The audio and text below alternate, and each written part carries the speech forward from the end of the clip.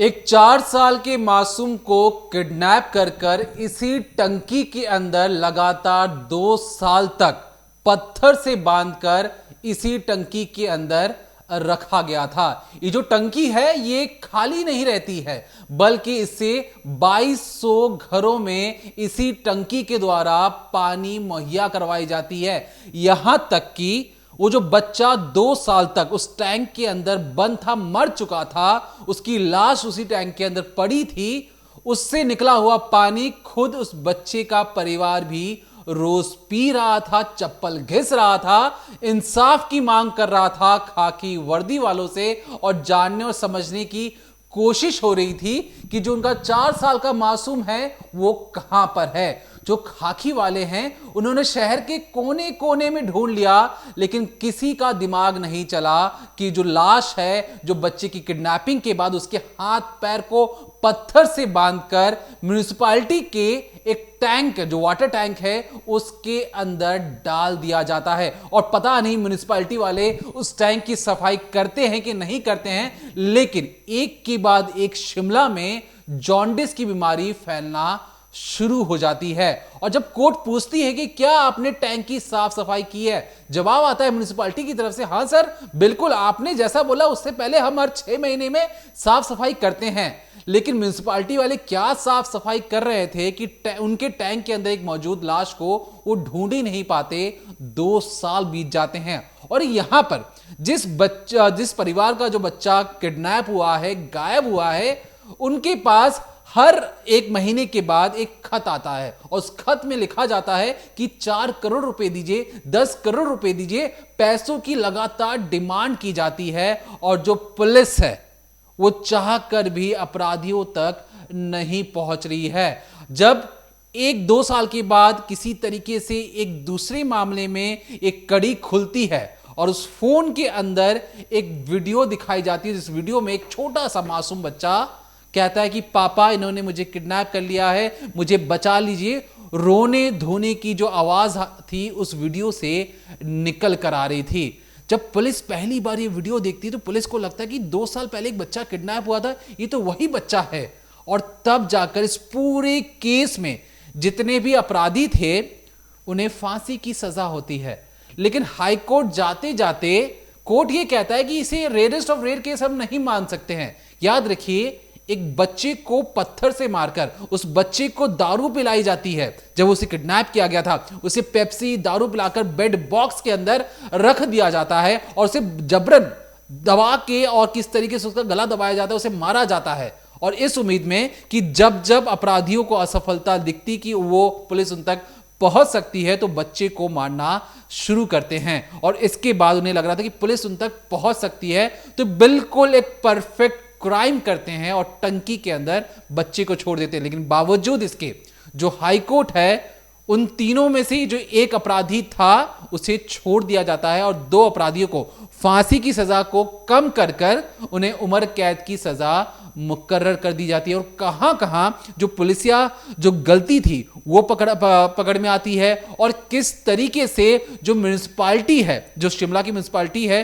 उससे इतनी बड़ी चूक हो गई कि पूरे इलाके में जॉन्डिस फैल रहा है। एक लाश वाली जो पानी होता है वो पूरे शहर में जा रहा है, लेकिन शिमला की म्युनिसिपैलिटी को इससे फर्क ही नहीं पड़ रहा था। क्या है अंदर की कहानी, तफसील से जानिए। तो आज जिस केस की हम बात कर रहे हैं ये केस है युग Gupta kidnapping and murder case. साल 2014 में ये सामने आया था, लेकिन अभी 2025 में पिछले मंगलवार को ही हाई कोर्ट ने फैसला सुना दिया है और जिन आरोपियों को, जिन किडनैपर्स को, जिन कातिलों को फांसी की सजा दी गई थी उन्हें उम्र कैद दे दी गई और तो और एक आरोपी को बरी भी कर दिया गया। ये जो केस है ये पूरे तौर पर तमाचा है हिमाचल पुलिस पर और उन जांच एजेंसियों पर जिसने इस केस की तफ्तीश की। कोर्ट पर भी क्या सवाल उठाए जाएं, क्योंकि जब पुलिस की जो जांच है वो ही खोखली है, जब पूरा केस, पूरा सीक्वेंस, एक एक सबूत जब कोर्ट में पहुंचते हैं और कोर्ट जब वो दलीलें करते हैं, जब कोर्ट की तरफ से सवाल पूछे जाते हैं तो सीआईडी के पास भी कोई जवाब नहीं रहता और एक एक जवाब, एक एक सबूत सारे खोखले हो जाते हैं। और तब जाकर वो आरोपी, वो कातिल जिसने बच्चे को बेरहमी से मारा, उसको जिंदा ही टंकी में डाल दिया। नगर निगम का पानी जो था वो पूरे एरिया में जा रहा था, लोग उसको पी रहे थे। उस बच्चे की लाश जिसके माँ बाप तरस रहे थे, उन्हें लग रहा था उनका बेटा जिंदा होगा, वो 2 साल तक इस आस में थे कि शायद किडनैपर्स ने उनके बेटे को जिंदा रखा होगा, वो कहीं पर होगा। लेकिन सोचिए इस केस से कितनी बड़ी भद्द पिटी है पुलिस वालों की और तमाम जांच एजेंसियों की, और उन माँ बाप का आप सोचिए जिन्हें आज भी इंसाफ नहीं मिला। वो आज भी आकर ये कह रहे हैं कि उन्हें न्याय व्यवस्था से ऐसी आशा नहीं थी कि अब वो आरोपियों को जो फांसी की सज़ा मिली थी उसे बदलकर उम्र कैद कर देंगे और बाकायदा एक आरोपी को छोड़ भी देंगे। दरअसल इस केस को समझाते हैं आपको, फिर आप आगे जानिएगा कि आखिर कोर्ट ने क्या ऐसी दलीलें दी और किस आधार पर इन आरोपियों की जो सज़ा है उसमें फेरबदल की है। दरअसल बात है 14 जून 2014 की। शिमला का इलाका है राम बाजार, और वहाँ पर एक बिजनेसमैन, आप बिजनेसमैन क्या छोटा सा एरिया है, वहाँ पर आप ये समझिए जो एक राम कुमार गुप्ता है उनकी 2-3 शॉप है किराने की, और साथ ही गारमेंट्स का उनका कुछ काम है और उसकी भी उनकी शॉप है। तो ऐसे में ठीक ठाक उनकी फैमिली थी, अच्छे खासे पैसे भी उनके पास थे। अब 14 जून 2014 को हल्की हल्की बारिश हो रही थी और करीब 4 साल का जो उनका बेटा है युग, वो उनकी दुकान के बाहर खेल रहा था। शाम के बज रहे थे 7। अब उनकी दुकान से उनका जो घर है वो ज़्यादा दूर नहीं है। मैं आपको कुछ तस्वीरें दिखाने की कोशिश करूंगी, उस समय की मीडिया रिपोर्ट्स हैं ये, सिर्फ आप तस्वीरों के जरिए समझिए। तो दुकान से उनके घर की दूरी कुछ ज़्यादा नहीं थी, और ये जो गलियां थी एक एक घर से काफ़ी सटी हुई गलियां थी। तो इसी गलियों में से जो युग है वो किसी एक शख्स के साथ अपने घर की तरफ जा रहा होता है। उनके पिता देख भी लेते हैं कि वो किसी जानकार के साथ जा रहा है, और अक्सर होता ऐसा था कि बच्चा शाम को खेल रहा है, आस पड़ोस में सब एक दूसरे को जानते हैं, तो बच्चे को लेकर वो चला जाता है। अब यहाँ तक युग को उसके घर के एरिया तक छोड़ दिया जाता है कि तभी वहाँ पर एक शख्स घात लगाकर बैठे हुए था। वो बताएंगे आपको कौन था। वो शख्स घात लगाकर बैठा था और देख रहा था कि युग जो है वो एक आंगन के अंदर एंटर कर चुका है। जैसे ही युग वहाँ पर पहुँचता है, सीढ़ियों पर बैठे, यही वो सीढ़ी थी, इसी सीढ़ियों पर बैठे एक शख्स ने युग को बुलाया, उसे चॉकलेट का लालच दिया। युग उसके पास जैसे ही गया, और जो आदमी उसे छोड़ने आया था युग को, वो जब वहाँ से चला जाता है, फौरन जो आदमी सीढ़ियों पर बैठा था वो युग का मुंह बंद करता है और उसको ले जाता है, इसी सीढ़ियों से सीधे ऊपर ले जाता है, और ये जो कमरा आप देख रहे हैं इस कमरे के अंदर ले जाकर एक बेड बॉक्स के अंदर डाल देता है। दरअसल ये कमरा किसी और का नहीं था, बल्कि जो पड़ोसी था राम कुमार का, यानी कि जो युग का नेबर था, उसी का कमरा था, और उसके अंदर बेड बॉक्स में डाल दिया जाता है। थोड़ा समय बीतता है, जब उसे लगता है कि लोगों की हलचल कम हो गई, अंधेरा हो गया, तब वो अपने दोस्त की मदद से उस कमरे से पीछे के दरवाजे से युग को निकालता है और एक कार के जरिए एक दूसरे कमरे में, अब आप जो तस्वीर देख रहे हैं ये दूसरा कमरा है, और युग के घर से लगभग 1 किलोमीटर दूर एक रेंटेड हाउस है, यहाँ पर ले जाकर युग को बंदी बनाकर रख दिया जाता है। अब युग का किडनैप हो जाता है। इधर पिता जिसने अपने बेटे को 7 बजे घर भेज दिया था, जब वो करीब 1-1.5 घंटे बाद घर पहुंचते हैं और वहां पर युग नहीं मिलता, फैमिली को लगता है कि युग जो है अपने पापा के साथ होगा। लेकिन जब पिता अकेले रात को घर पहुंचते हैं, माँ पूछती है बेटा कहाँ है। अब वो भी पूछते हैं कि उसको तो मैंने करीब 7 बजे घर भेज दिया था, हल्की बारिश हो रही थी तो पड़ोसी के ये शख्स आ रहे थे, इनके साथ आया नहीं। उससे पूछताछ की जाती है, वो बताता है मैंने तो यहाँ तक छोड़ दिया था। अब इसके बाद परिवार की जो है वो हालत ख़राब हो जाती है। सबको लगता है कि आखिर उनका बेटा कहाँ चला गया, क्योंकि जिसके साथ गया था वो भी सही कह रहा था कि उसने उस जगह तक युग को छोड़ दिया था, लेकिन आगे अब युग का कुछ पता नहीं था। फ़ौरन पुलिस में कंप्लेन की जाती है, एक बच्चा गायब हुआ था। पुलिस भी उस मामले की तफ्तीश शुरू करती है, हर जगह जाँच पड़ताल करती है। 14 तारीख को ये पूरा जो केस है इतना ज़्यादा उछल जाता है कि गांव के आसपास के जो लोग थे, क्योंकि छोटा सा एरिया है, तो कई लोग जमा हो जाते हैं और युग को ढूंढने की कोशिश की जाती है, भरपूर कोशिश की जाती है। अब होता दरअसल ये है कि 1 दिन बीतते हैं, 2 दिन बीतते हैं, 3 दिन बीतते हैं, लगातार जो है वो दिन बीतते जाते हैं, पुलिस के हाथ कुछ नहीं लगता, पुलिस को एक इनपुट नहीं मिलता। और तो और जिस जगह पर राम कुमार जी का घर था, वहाँ के आसपास के उनके जितने पड़ोसी थे वो उनकी मदद कर रहे, और ऐसे में एक करीबी जो उनका पड़ोसी था वो तो और ज़्यादा मदद कर रहा था, उनकी हर एक चीज़ उनसे पूछ रहा था कि बताइए आखिरी वक्त पे आपने क्या देखा था, आपके बच्चे ने क्या पहना था, बहुत सारी डिटेल, मतलब हर कोई उनकी मदद करने की कोशिश कर रहा था।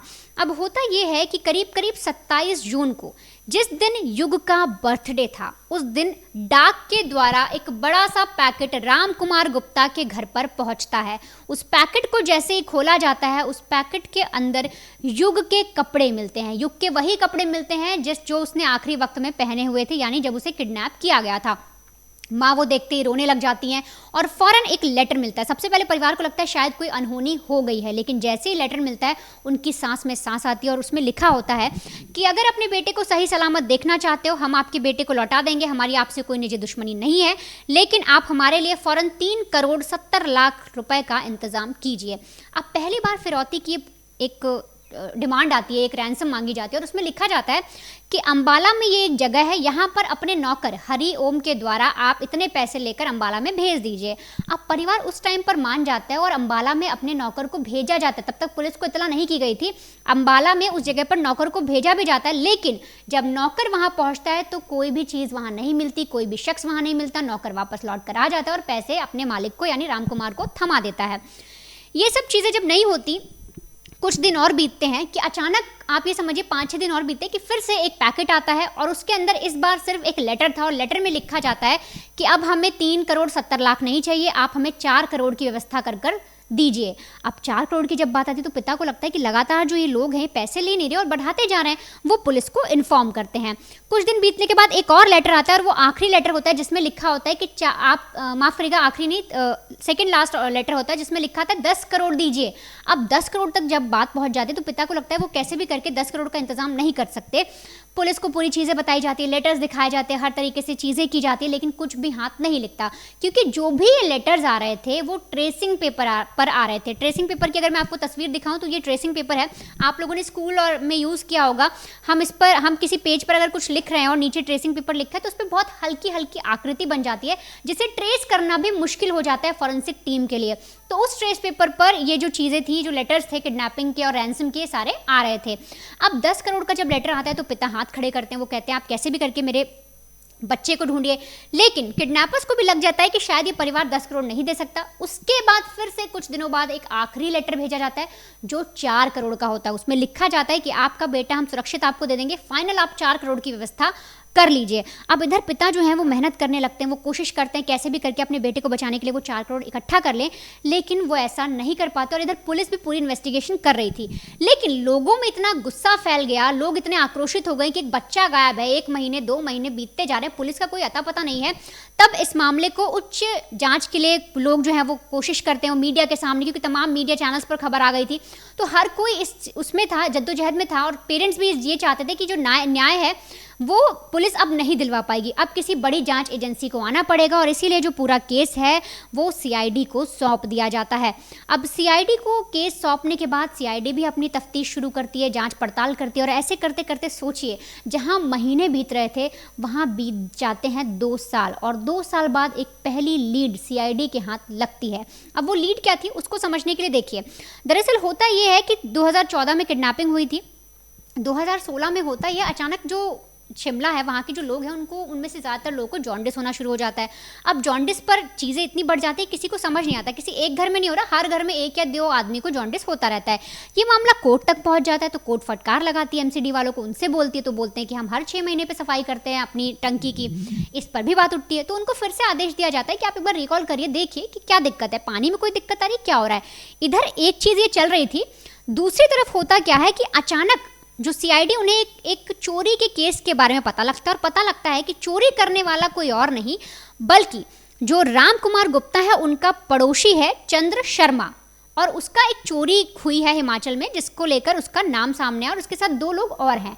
ये चीज़ें सामने आती हैं पहली। और दूसरी एक कहानी ये होती है कि दरअसल जब जो सीआईडी को सारी कहानी बताई गई, उनको सारी चीज़ें बताई गई कि लेटर लेकर हमारा नौकर गया था, हरिओम को बुलाया था, तो उनको डाउट होता है कि आखिर नौकर को क्यों बुलाया गया, क्योंकि उनको ये लगता है कि अगर जिस शख्स ने उस लेटर में मेंशन कर दिया कि आप अपने नौकर को अंबाला भेजिए, उसका नाम हरिओम है, तो हो ना हो किडनैपर कोई जानकार है जो इस घर की डिटेल जानता है, जो घर के लोगों के बारे में जानता है।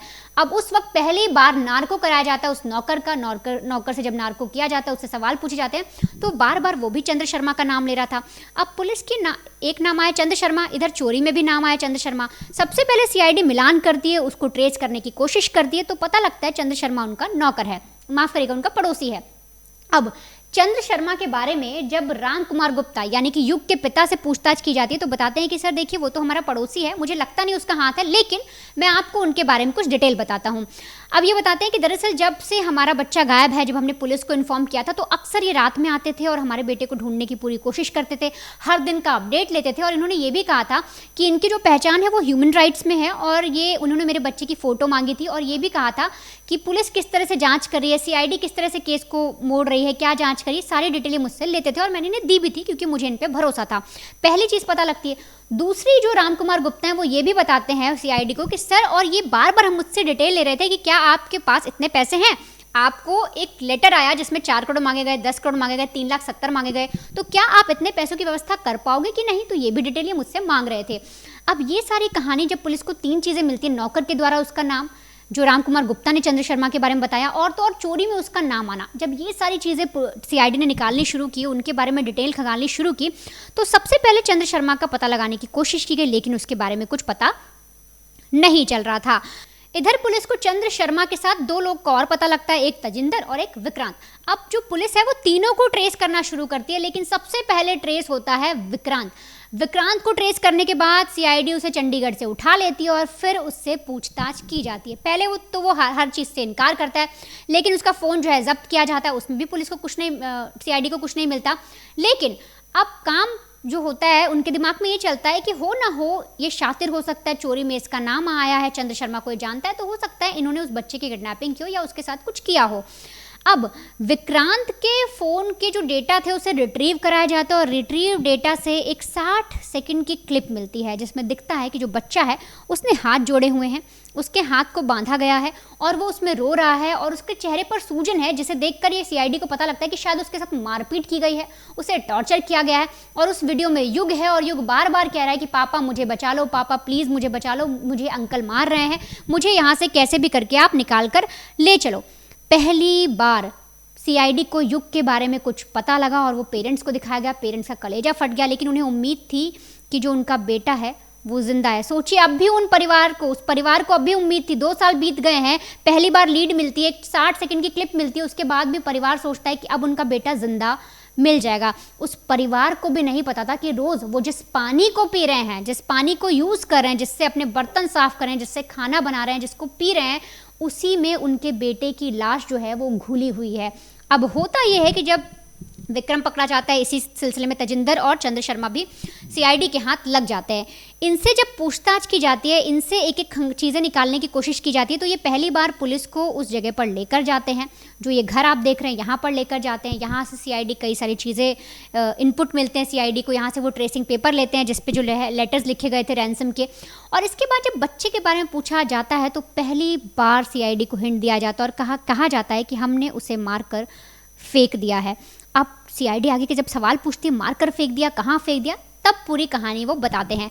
दरअसल ये जो चंद्र शर्मा, तजिंदर और विक्रम है, बताते हैं कि बच्चे को किडनैप करने के बाद जब हमने 14 को उसे किडनैप किया तो 7 दिन तक वो हमारे साथ था। हमने उसे शराब पिलाई, हमने उसे कोल्ड ड्रिंक पिलाई, ज़बरदस्ती उसके साथ मारपीट भी करते थे। और 7 दिन बाद यानी 21 तारीख को हमने उसके हाथ पैर बांधे और ज़िंदा ही इस टैंक में, जिस टैंक को आप देख रहे हैं, क्योंकि इसमें ताला भी नहीं लगा हुआ था, इस टैंक को के अंदर हमने उस बच्चे को डाल दिया था और ये लगातार पड़ा रहा। और सोचे 2 साल बाद जब इनपुट मिलता है तब जाकर ये इस टैंक को खोला जाता है और उसके अंदर से कुछ अवशेष मिलते हैं। जब टैंक की सफाई कराई जाती है, पानी को हटवाया जाता है, पूरा साफ सफाई होती है, तब जाकर जो हड्डियां थी, जो गली हुई हड्डियां, सर की हड्डियां, हाथ की हड्डियां, वो सारी बरामद होती हैं। और परिवार को जब इस बारे में बताया जाता है तो उनकी हालत ख़राब। लेकिन इसके बाद सीआईडी बाकायदा उन सैंपल्स को लेती है, उनका डीएनए कराया जाता है और सारी जांच पड़ताल के बाद ये साबित हो जाता है कि उस टंकी में जो हड्डियां मिली, जो स्केलेटन मिला, वो किसी और का नहीं बल्कि युग गुप्ता का है। वही युग गुप्ता जिसे उस समय से 2 साल पहले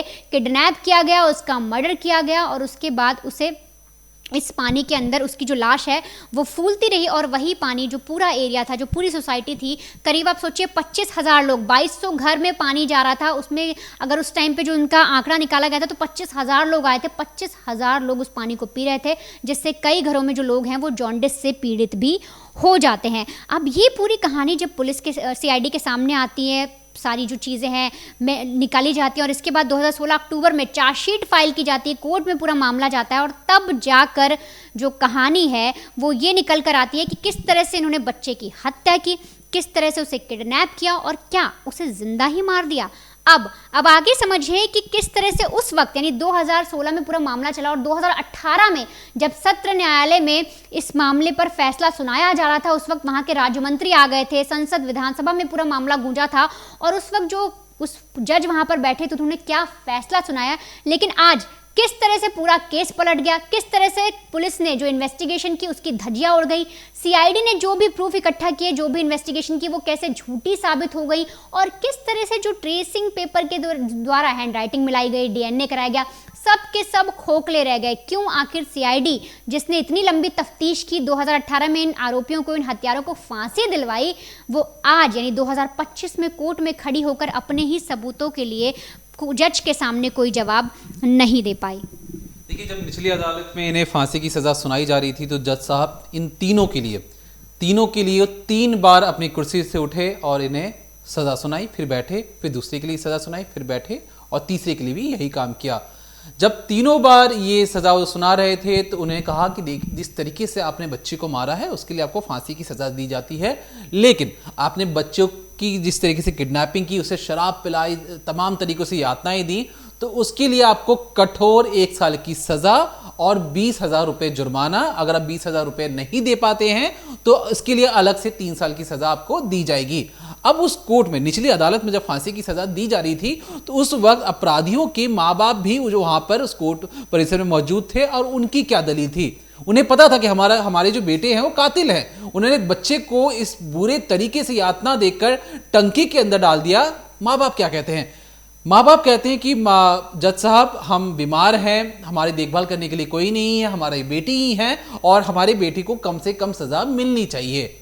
एक माँ बाप अपने कातिल बेटी के लिए जब भरे कोर्ट में इस तरीके से बयान करें कि हमारे बच्चों को छोड़ दिया जाए, उन्हें कम सज़ा मिले क्योंकि उनकी देखभाल करने वाला कोई नहीं है, लेकिन कोर्ट ने इन सारी बातों को दरकिनार करते हुए, और जो हिमाचल प्रदेश या कहें पुलिस वालों की तरफ से जो वकील थे, उन्होंने कहा कि देखिए, जो तीनों जो लड़के हैं एक संपन्न परिवार से आते हैं।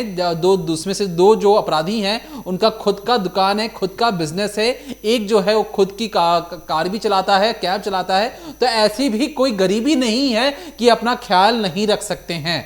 जब इन तमाम दलीलों को फांसी की सजा कर देने के बाद जो जज साहब अपने निब को तोड़कर पीछे की ओर फेंक देते हैं, और जब ये सजा सुनाई जा रही थी तब उस वक्त के जो सिटिंग सीएम थे वो निचली अदालत में जाकर कहा जाता है कि उन्होंने इस फैसले को सुना भी था, ऐसा कहा जाता है। अब लेकिन जब इस पूरे मामले को कहा गया कि जो अपराधी हैं, क्योंकि फांसी की सजा थी और इस फांसी की सजा को देखने के लिए, ऑब्जर्वेशन के लिए हाई कोर्ट के पास भी भेजा गया कि क्या निचली अदालत ने जो फैसला सुनाया वो बिल्कुल ठीक है, क्या आपकी कोई आपत्ति है या नहीं है। और अपराधियों को भी 1 महीने की मोहलत दी कि जो इन्हें फांसी की सजा सुनाई गई है वो हाई कोर्ट में जाकर इसके ऊपर अपील कर सकते हैं। अब जब अपराधियों को ये सारी चीज़ें मिली हैं और अपराधी को जब पकड़कर पुलिस लेके भी जाती थी जब भी थाने, तो उनके अच्छी तरीके से पब्लिक कुटाई भी करती थी, मारती पीटती भी थी। लेकिन ये जो सारी बातें हैं 2018 की हो जाती हैं। उसके बाद कोविड आ जाता है, और कोविड आने के बाद जब हम इस वीडियो को रिकॉर्ड करें, कल या परसों ही जो बीता हुआ कल परसों है, उसी दौरान जो शिमला के या के हिमाचल प्रदेश की जो हाई कोर्ट है वहां से एक फैसला आता है। फैसले में क्या कहा जाता है कि देखिए, जो तीनों है, तेजिंदर, चंद्र और विक्रांत, ये जो चंद्र मास्टरमाइंड है, विक्रांत साथी है, और तेजिंदर ने बॉडी को लाने ले जाने का काम किया। तेजिंदर का ही वो कहा जा रहा है कि वो कमरा भी था, ऐसा बताया गया था। कोर्ट ने कहा कि इसे रेयरेस्ट ऑफ रेयर केस नहीं मान सकते हैं। अब कोर्ट अगर ऐसे मामलों को रेयरेस्ट ऑफ रेयर केस नहीं मानेगी तो पता नहीं कौन से मामले को रेयरेस्ट ऑफ रेयर माना जाएगा, जहां पर एक बच्चे को, 4 साल की मासूम को, जब उसे प्यास लग रही थी तो उसके मुंह में जबरदस्ती उससे शराब पिलाई जा रही थी ताकि वो नशे में आ जाए, एक 4 साल का मासूम। फिर कोल्ड ड्रिंक रखी जाती है, तमाम तरीकों से उसे बेड बॉक्स में बंद कर दिया जाता है, उसके हाथ पैर को बांधकर टंकी के अंदर डाल दिया जाता है, लेकिन ये रेयरेस्ट ऑफ रेयर केस नहीं माना गया। खैर, हाईकोर्ट ने आगे दलील दी कि क्योंकि फांसी की सजा निचली अदालत ने दी है तो हमें इस फैसले पर अच्छी तरीके से जांच पड़ताल करनी पड़ेगी, और सुप्रीम कोर्ट की एक पंचशील या कहें 5 पॉइंटर्स है कि कब आप किसी को फांसी की सजा मुकर्रर या दे सकते हैं। उन 5 पॉइंटर्स पर हाई कोर्ट ने अपनी दलील देकर यह कहा कि इनमें से एक आरोपी को छोड़ा जाएगा, 2 को उम्र कैद की सजा सुनाई जाएगी। और इस पूरे मामले में क्या क्या जो चीजें थी, ध्यान से सुनिए। जो हाई कोर्ट है उन्होंने सुप्रीम कोर्ट के पॉइंटर्स का हवाला देते हुए कहा कि देखिए, जितने भी सबूत, पहला पॉइंटर, जितने भी सबूत हैं वो साफ तौर पर अपराधी तक पॉइंट आउट करने चाहिए। मतलब कोई भी ऐसा सबूत नहीं होना चाहिए जिसमें डाउट रहे कि शायद ये अपराधी नहीं हो सकता है। तो जितने भी सबूत मिल रहे हैं वो साफ तौर पर इशारा करें कि यही तीनों अपराधी हैं। अब मैं आपको आगे बताऊंगा कि किस तरीके से जो सबूत हैं पुलिस उतनी अच्छी तरीके से जुटा नहीं पाती है। अब पुलिस जो कोर्ट का ये भी कहना था कि देखिए दूसरा जो पॉइंटर है, कोई जो सबूत होगा सबूतों की कड़ियां होनी चाहिए, मतलब एक सबूत दूसरे सबूत से जुड़ता हुआ चले जाना चाहिए और तभी जाकर इस पूरे केस को अच्छी तरीके से सुलझाया जा सकता है। लेकिन शिमला पुलिस से 2 साल का जो वेटिंग पीरियड था वो कहीं ना कहीं खटक रहा था।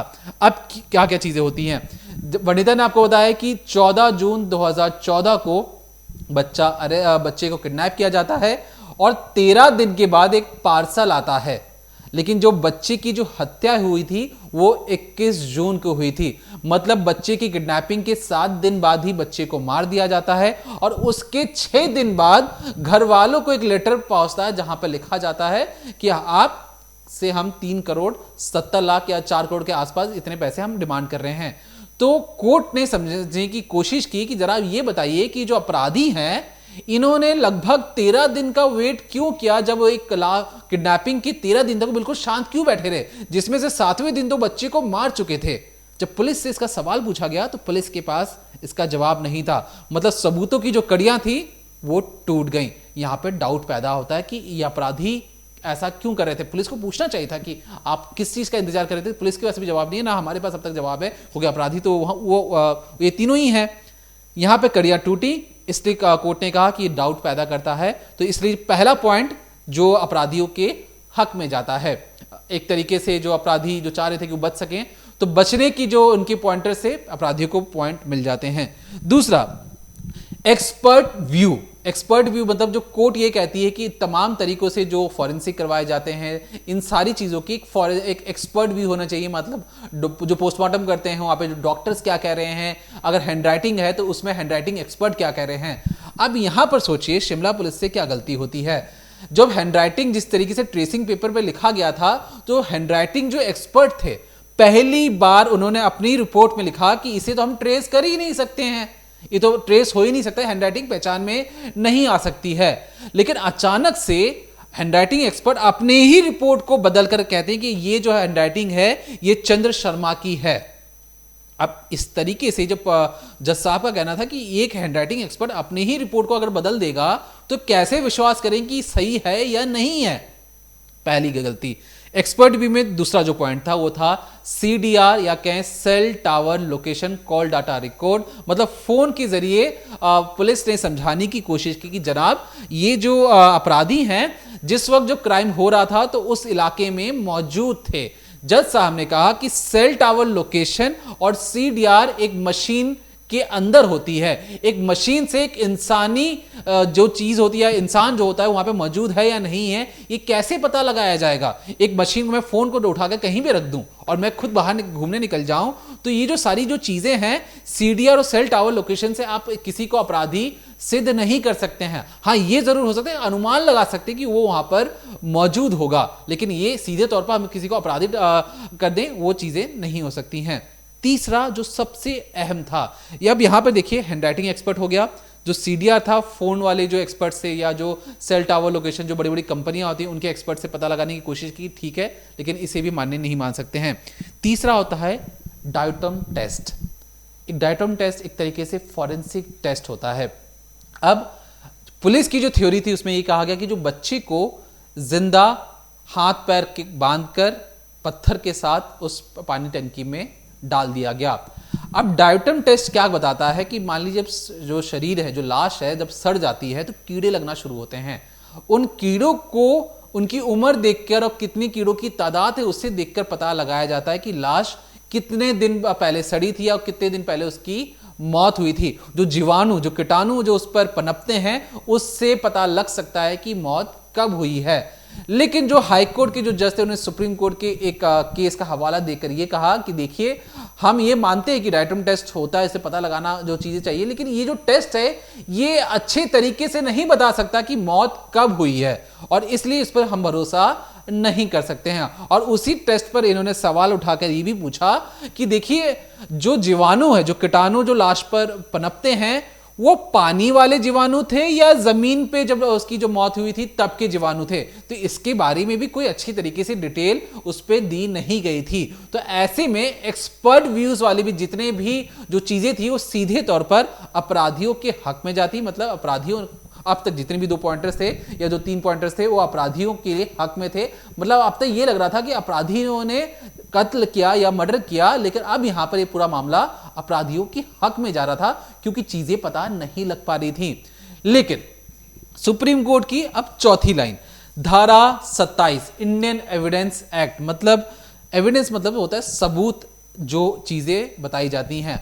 अब जो तेजिंदर है, जो आप जिसकी तस्वीर आप अपनी स्क्रीन पर भी देख रहे हैं, इसने बताया पुलिस को कि सर मैंने उस बच्चे को उठाकर, या ये जो दोनों लोग हैं उन्होंने उठाकर उस टंकी के अंदर डाला है। पहली बार पुलिस को एक ऐसा सबूत मिला जिससे पुलिस ने पकड़ा था, एक ऐसा अपराधी जो खुद बता रहा है कि वो उसने बॉडी को वहां पर डालते हुए देखा इन दोनों को।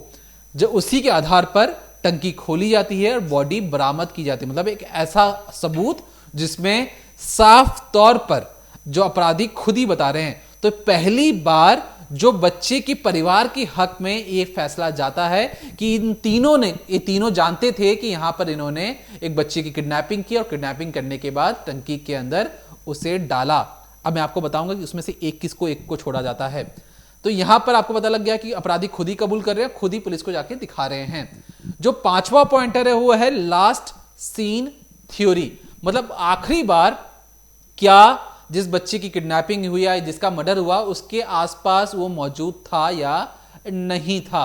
अब इसमें जो अपराधी होते हैं उन्हें खुद ही साबित करना पड़ता है कि हम उस जगह पर मौजूद नहीं थे। जो अक्सर आप देखते होंगे कि अरे तुमने मर्डर किया कि नहीं किया, तो जो अपराधी होता है कि नहीं सर मैं तो उस वक्त फलाने जगह पर था, मैं मर्डर वाले वक्त वहां पर नहीं था। लेकिन पुलिस को यहां पर एक सबूत मिलता है जो 60 सेकंड का वीडियो था जिसमें बच्चा रहम की भीख मांग रहा था, अपने पापा से बोल रहा था कि पापा मुझे बचा लीजिए, मुझे किडनैप कर लिया गया है। तो उस अपराधी की वीडियो से यह साबित होता है कि ये जो दोनों लड़के थे ये उस वक्त वहां पर मौजूद थे। तो इसलिए ये वाली भी जो पॉइंटर था वो एक तरीके से परिवार के हक में जाती है। और फिर कोर्ट फैसला सुनाती है कि देखिए तेजिंदर वो शख्स था जिसने पुलिस को बताया कि टंकी के अंदर एक बॉडी पड़ी है और उसके अलावा कोई और सबूत तेजिंदर की ओर इशारा नहीं करते हैं कि उसने ना मर्डर किया कि किडनैपिंग किया, बल्कि उसने तो पुलिस की मदद की है। तो इसलिए सबूतों के अभाव पर तेजिंदर सिंह को छोड़ दिया जाता है। याद रखिए तेजिंदर सिंह को छोड़ दिया जाता है क्योंकि फोन से उस बच्चे की रिकॉर्डिंग मिली थी। तो लास्ट सीन जो थ्योरी थी वो विक्रांत के उस पर जाती है। विक्रांत के साथ जो मास्टरमाइंड था जिसने इसको पूरे प्लान किया था वो चंद्र शर्मा था और इन दोनों को कहा जाता है कि इन्हें आजीवन कारावास की सजा मुकर्रर कर दी जाती है। लेकिन उससे पहले एक पॉइंट जो मुझसे मिस हो गया आप उसको भी ध्यान से समझ लीजिए। जिस वक्त, क्योंकि देखिए 2014 में ये जो वाकया हुआ था, 2016 में इन्हें अरेस्ट किया जाता है, 2025 लगभग 9 साल ये लोग जेल में रहते हैं। तो जो शिमला की जो जेलर थे, जो जहां पर इन्हें रखा गया था, जेलर साहब आके कहते हैं कि सर ये जो तीनों अपराधी हैं इनमें सुधरने की गुंजाइश है, ये सुधर सकते हैं क्योंकि इनका आचरण अच्छा है, ये अच्छे घर से ताल्लुक रखते हैं, तो इसलिए ये बदमाशी नहीं कर रही, ये सुधर सकते हैं। तो कोर्ट ने जेलर के बयान पर, और क्योंकि पहले की जो 3 पॉइंटर इसमें सबूतों की जो कड़ियां थी वो टूट जाती, क्योंकि 13-14 दिन बाद आप क्यों लेटर भेज रहे हैं, किडनैपिंग करने के बाद तुरंत भेज देते, लेकिन 13-14 दिन का वेट क्यों किया गया, इसके पास पुलिस के पास जवाब नहीं था।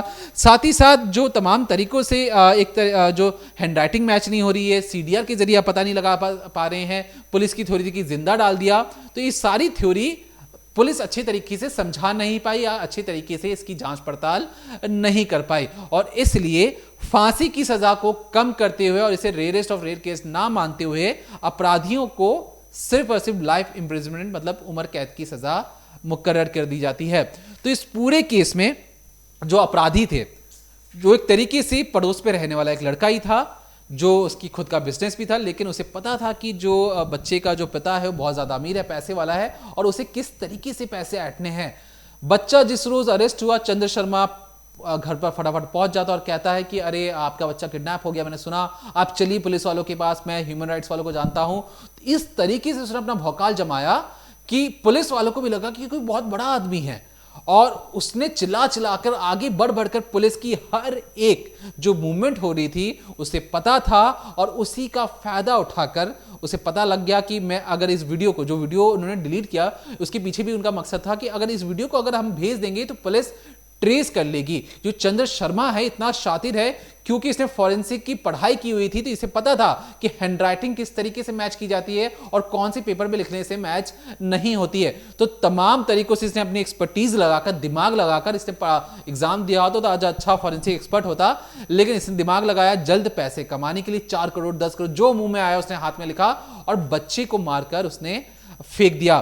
तो कुछ इसी तरीके से उसे लगा कि मैं परफेक्ट क्राइम करने जा रहा हूं। सोचिए लगभग 700 दिन बाद अगर किसी कातिल या किडनैपर्स को पकड़ा जाए तो आप क्या कहेंगे उस देश की पुलिस पर। और इस पूरे कड़ी में अगर आप भूल चुके हो तो मैं आपको फिर से याद दिला दूं, म्युनिसिपैलिटी वाले जब उस जगह पर लगातार जॉन्डिस का मामला बढ़ रहा था तो कोर्ट ने कहा कि म्युनिसिपैलिटी कुछ कर क्यों नहीं रही है, आपके पानी में दिक्कत है।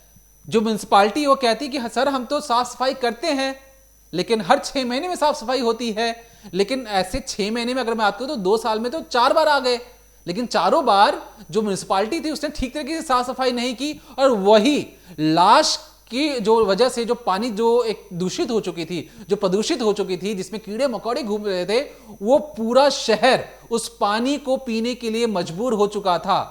कोर्ट ने कहा कि ये जो टंकी आप देख रहे हैं इस टंकी को अच्छे तरीके से सील क्यों ना कर दिया जाए, क्योंकि सोचिए जो टंकी में लॉक ही नहीं लगा है उसमें कल को आके कोई जहर डाल दे और उस वजह से पूरा का पूरा शहर खत्म हो जाए, उसमें कोई आकर बना हुआ जानवर डाल के चली जाए। यहां पे एक इंसानी लाश को नहीं ढूंढ पाई ना म्युनिसिपैलिटी अगर वाले 6 महीने के दरमियान उसकी साफ सफाई करते, अगर सच में करते। सोचिए सरकारी काम इस देश में किस तरीके से हो रहा है कि कोर्ट से तक झूठ बोल दिया जा रहा है कि हाँ सर हम तो साफ सफाई कर रहे हैं। उन्हें पता है कि जज साहब आके तो चेक तो करने नहीं वाले, हमें सिर्फ कागज पे लिख के देना है और कागज को ही सबूत मान लिया जाता है। और इस देश में अगर इस तरीके की कार्रवाई होती, अगर म्युनिसिपैलिटी वाले समय रहते ये सारी चीजें करते तो अपराधी बहुत पहले पकड़े जा सकते थे। और हो सकता है कि जब बच्चे को डाला गया उसी दिन अगर सफाई होती तो उस दिन भी पकड़े जाते। बच्चा शायद अगर जिंदा, जिस तरीके से पहले अपराधियों ने कहा कि हमने जिंदा डाला है, अगर वो बच्चा किसी तरीके से अगर बाहर आ जाता तो हो सकता है जान भी बच सकती थी। लेकिन लापरवाही और पूरे शहर को दूषित या कहें लाश वाली पानी पिलाकर म्युनिसिपैलिटी ने एक तरीके से अपनी ही क्या कहूं मैं इस चीज को लेकर आपसे। और लेकिन फिलहाल के लिए म्युनिसिपैलिटी पर भी कार्रवाई चल रही है, उनसे भी सवाल पूछे जा रहे हैं कि भैया आप किस तरीके का काम करते हैं। तो फिलहाल के लिए अपराधी जितने भी शातिर हों उन्हें लगेगा कि हम झूठ, षड्यंत्र और एक तरीके से बार बार बरगलाने की जो उनकी जो कोशिश होती है, उन्हें लगता है कि हमसे शातिर तो कोई और हो ही नहीं सकता है। लेकिन जो कानून के हाथ हैं वो देरी सही लेकिन पहुंचते जरूर हैं। कोई सोच सकता है कि हम दृश्यम जैसी मूवी जैसी एकदम परफेक्ट क्राइम कर सकते हैं और बच जाएंगे, किसी को कानों कान खबर नहीं होगी। तो इस भ्रम को अपने दिमाग, अपने शरीर और अपने मन से निकालकर फेंक दीजिए, क्योंकि जब पुलिस पहुंच सकती है आप जिनको कब तक छुपाएंगे, ऊपर वाले को भी जवाब देना है आपको। और इस धरती पर रखकर आप एक 4 साल के मासूम को शराब और उसे हाथ पर बांध कर अंदर डाल रहे हैं, तो पता नहीं क्या मानसिकता रही होगी। और वो भी कोई और नहीं कि दूर दराज का कोई है, पड़ोस में रहने वाला जो उस बच्ची को रोज देखता है। प्यारे से बच्चे को आप बांध कर फेंक दे रहे हैं और जरा सा भी आपको गम नहीं है, दुख नहीं है, तो आप किस नर्क के अलावा कोई और रास्ता बचता नहीं है ऐसे लोगों का। और उसमें भी जो फांसी की सजा थी वो भी टाल दी गई। तो ऐसे में तो उनके लिए सोने पे सुहागा ही हो गया कि चलो जान तो बची कम से कम, अब तो हमें पैसे मिले ना मिले, जो मन्नत ये जो प्रार्थना कर रहे थे कि भगवान हमें बचा ले, भगवान हमें बचा ले, भगवान ने बचा लिया उन्हें। फिलहाल के लिए अगर आप भी चाहते हैं कि कोई ऐसी स्टोरीज जो हम डिकोडिंग क्राइम के जरिए आप तक लेकर आए और आसान शब्दों में आपको समझाएं, तो हमें कमेंट सेक्शन में कमेंट करके जरूर बताइए ऐसी कौन सी स्टोरीज आप सुनना पसंद करेंगे। तब तक देखते रहिए decoding crime, Monday to Friday शाम 7:30 बजे ओनली ऑन क्राइम तक।